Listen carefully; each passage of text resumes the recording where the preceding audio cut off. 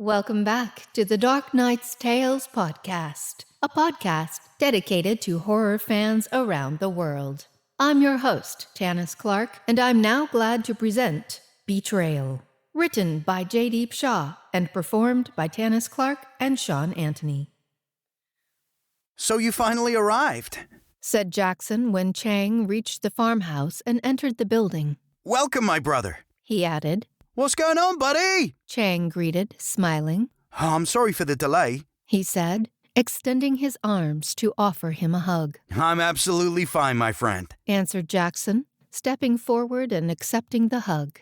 Then they began celebrating the 25th anniversary of their business partnership, filling up a cup with whiskey for each year.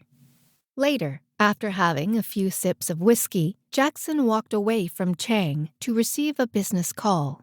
Simultaneously, Chang called someone and warned. Hello, it's Chang here. He's with me. Get ready. If you made any error, I'll send you to the hell. You don't have to worry about anything. He'll die today.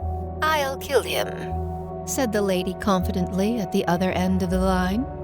Don't forget, my name is Honey, and where there is honey, there's no need for anyone to worry, she added. Chang mixed poison in Jackson's drink while Jackson was busy on the phone. Now, when he finished the phone call and was back to his place on the sofa, Chang offered him the drink. Jackson picked up the cup and was about to drink it, but before that, Tina, who stayed hidden outside behind a tree with a sniper gun, pushed the trigger. The bullet made its way through the glass-paned window into Jackson's head, making a hole in it.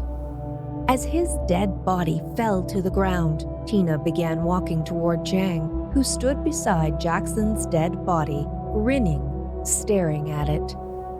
When Tina entered the house, Chang said, Welcome to my life, sweetheart. Then he hugged her tightly after putting his cup on the table. Tina didn't offer him a tight hug as she usually did. Are you all right?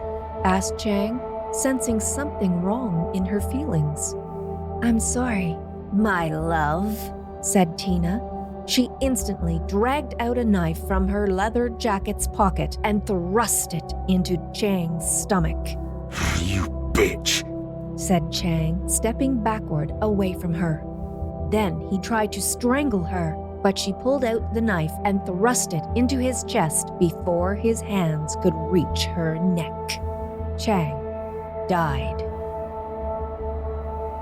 A week later, Tina was working on her laptop when a weird, scary voice sounded.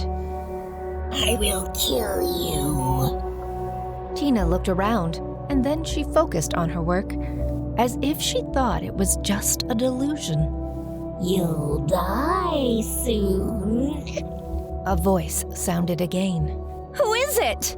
She screamed, getting up from the chair. Thompson stood there now. Hey, what happened? It's me, babe, he said. A pout appeared on Tina's face, and she said, I don't want to talk to you. You scared me. How? He questioned in surprise. I didn't do anything. You just stood up from the chair screaming aloud and scaring the hell out of me. Then what was that voice? Which voice? Tina stayed quiet for a moment. Which voice? Tina startled and returned to the present. Leave it. Then she smiled and said, I'm glad you're here. I am too, he said, pulling her against him. What's the plan now? He asked, grinning. Then he tightened the grip on her waist. Both kept their eyes locked for a moment, and then they kissed passionately. After an hour, Tina was making sandwiches in the kitchen for Thompson and herself, and Thompson was reading a newspaper in the living room. Suddenly, she felt someone's presence behind her.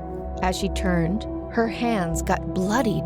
She turned back, and, looking at the blood on her hands, she threw the sandwiches aside. She screamed, and Thompson ran to the kitchen. Why did you scream? asked Thompson. Look at my hands, said Tina in a panic. Thompson saw her hands, and they were completely fine. Clean. not even a drop of blood on her hands. Perhaps it was a hallucination? I think you need rest. You're right. I'm going to bed. All right, I'm going outside. Take care. After 3 hours, Tina received a call about Thompson's death in a car accident. With that, she fainted, as she couldn't control her feelings. After a while, when she opened her eyes, she saw 2 men sitting at the edge of the bed. "Who are you?" she asked. The men didn't reply. Tina dragged her hands to them, but they stood up from the bed. Then they turned to her, and in fear, Tina's scream echoed in the room because they were none other than Jackson and Chang. Tina glued to her place on the bed in horror and kept gaping at them. You killed us to have your property of $500 million. And so we killed your bloody husband. And now it's time for your death. Tina tried to get up from the bed and ran away from them, out of the room and then out of the house. But she was so petrified that she couldn't even move from her place. Jackson dragged her by the legs, and then Chang held her hands. Then they pulled her severely and split her in half. All the while, the house had sounded with her painful scream. And now, an utter silence, as Jackson and Chang were staring at Tina's severed body in joy. Thank you for listening to this episode.